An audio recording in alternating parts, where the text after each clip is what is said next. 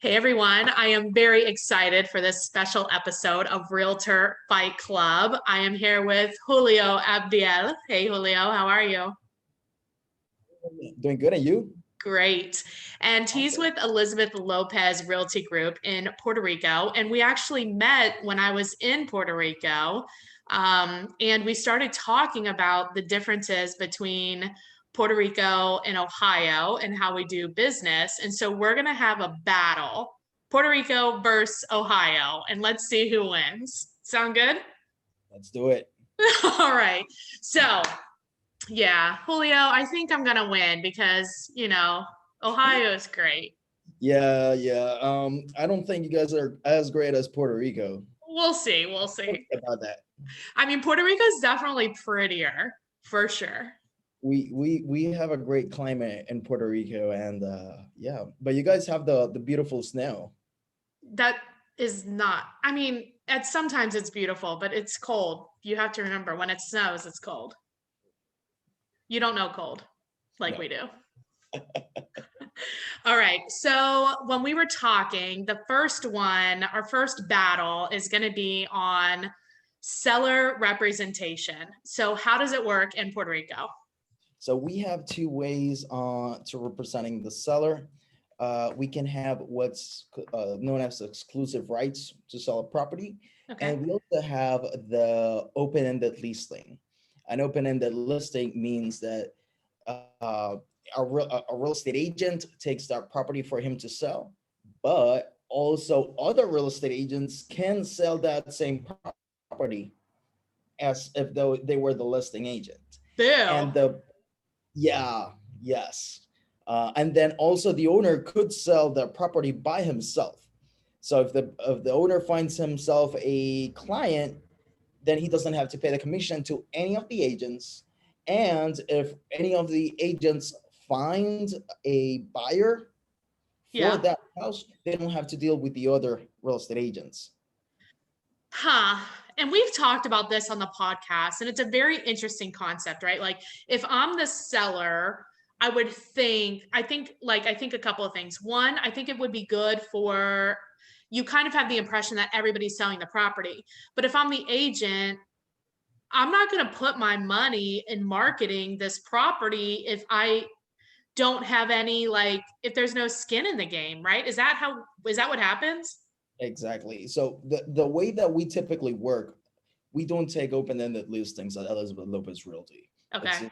too much of a hassle. It's too much work, and there's just way too much risk. We are very we like to see the return on our investment and how much value can we add to the client. And working on an open-ended listing, I think that's better for when people are starting that they don't know how to do the closing on how to get the deal.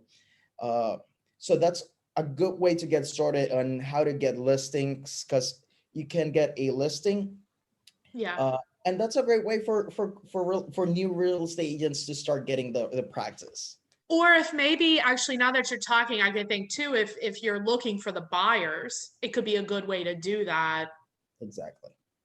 That could make sense, I guess. But so you're finding that it is a common practice, but it's more common among people that are maybe newer or looking for buyers rather than like focusing more on the listings Exactly. themselves. Okay. Correct. In Ohio, we don't do, I think they might even be illegal. So I think we only have the exclusive right to sell. So I think Ohio gets a point for that. I wish I had a bell. Ding. What do you think? There you go. Gavel. I mean, I think we have two different types of selling a house as a listing agent. So I think we could send that point over to Puerto Rico. No way, man.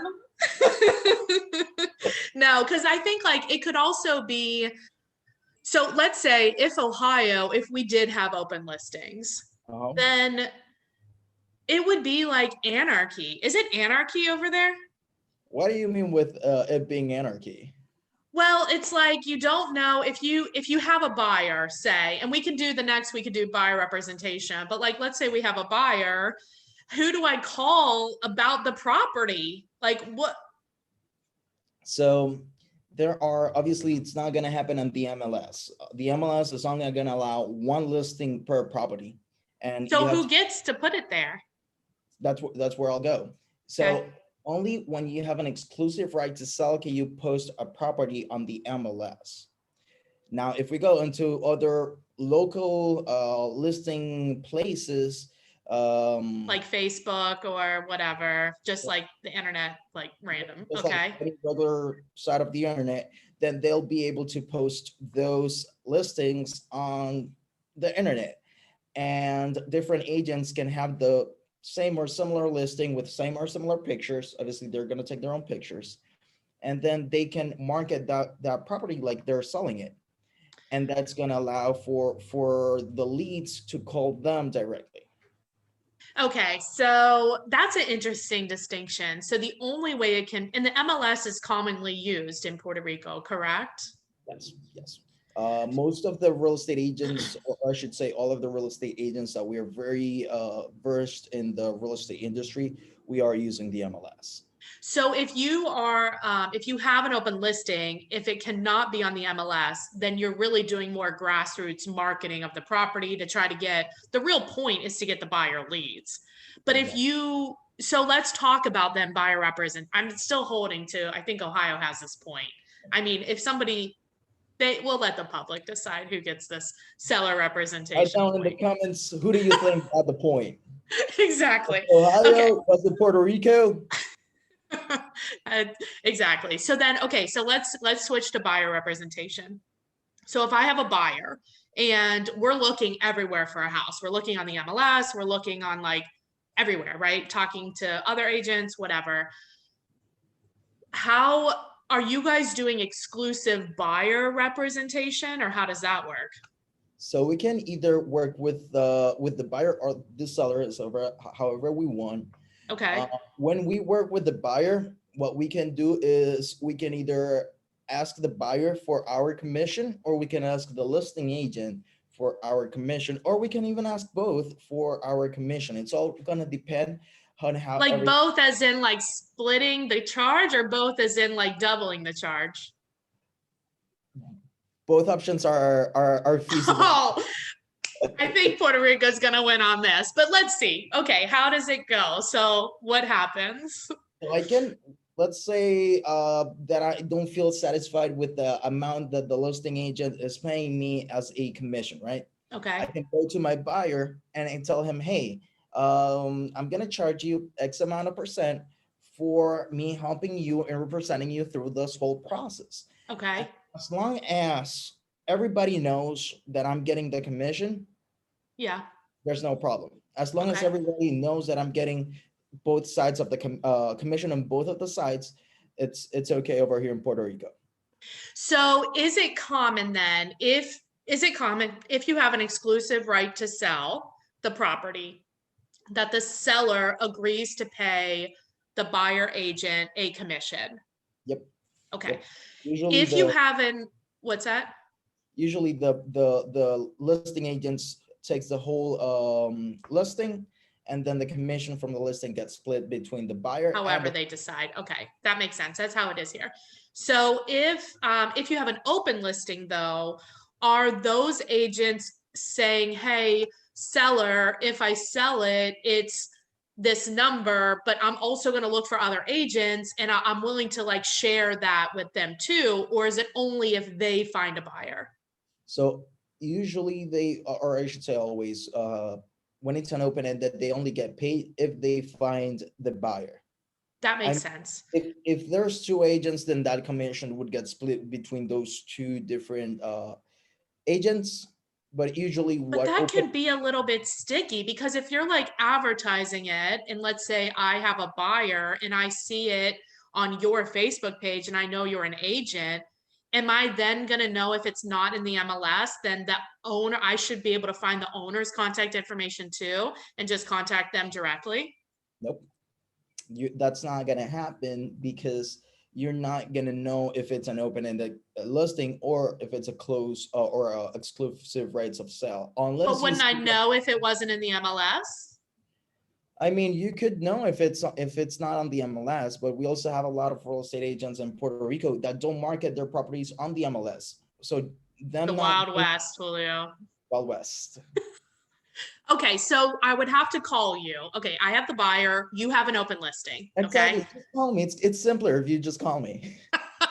So I call you and I say, look, I have a buyer, but you have an open listing. So you're only getting paid if you have the buyer. So, like, what happens? The commission gets split between the it would act as a exclusive right of sale, sort of, because you are still selling the property and you are finding the buyer, only that you're adding an extra person to the transaction, which is another real estate agent, and the commission would be split between the Agents. open-ended listing taker, Yeah. the buyer's agent. But what about agency? So like as the open listing agent, you don't represent the seller, or now does it switch? Do you now represent the seller? You do represent the seller. Do you then renegotiate for a higher commission amount because now there's another agent, or do you go in with what you already agreed to? It's gonna depend on what the agent talked with the seller. Okay. Uh, we know that usually sellers don't like to renegotiate commissions Of after. course not. They're like, why would I pay you more? You already agreed to less. Exactly. So it usually stays at the amount that it was listed, and Got it. that's split. And then the agents work it out however they want to split it. Exactly. Is it common for buyers to be represented by a different agent, or is it more common for them to call the like quote unquote listing agent directly? It's gonna depend on how they feel. We have both sides of the spectrum. I would say about 50% like to go house hunting by themselves and they don't like to work with agents. At about 50%, if you manage to get a hold of them and convince them, then they do work with real estate agents. Yeah, at first, see, when you first talked, I thought that would be better, but now that we're talking, I think I'm gonna vote for Ohio Okay.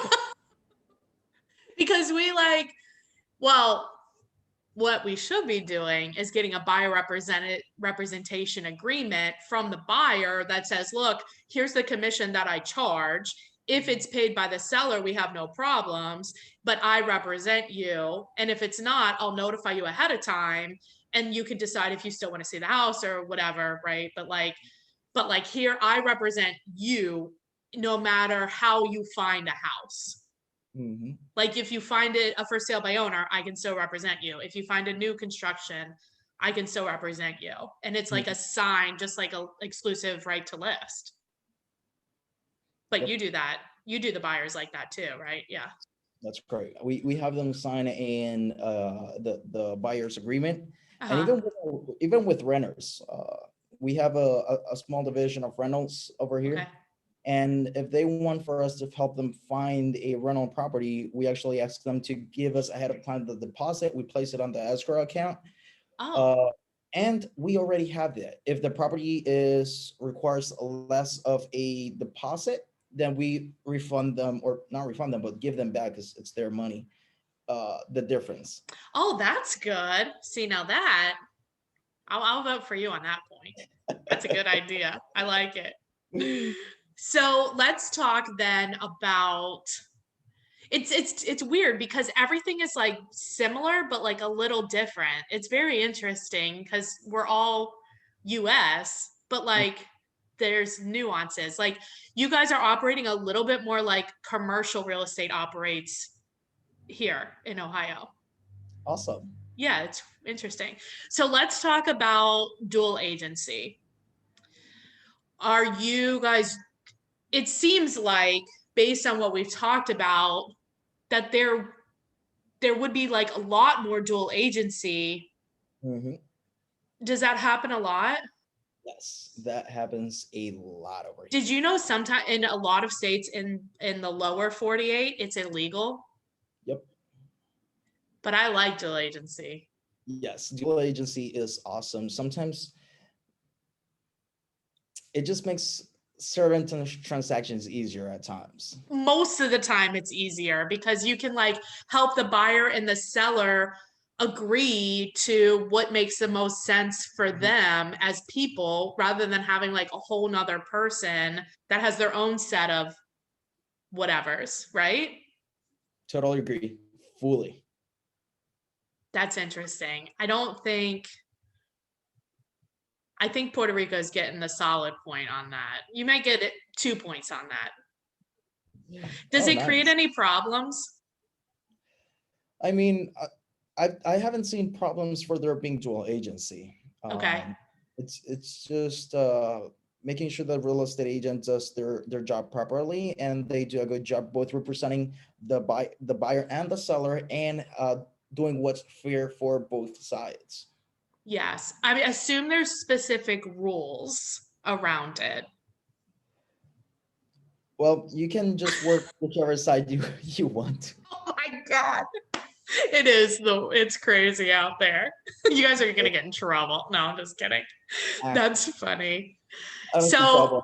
We're the ones of us who do the things properly. yeah, of course, of course, of course. So it's like as long as it's disclosed and everybody knows, there's no problem. And it seems like it's more common practice.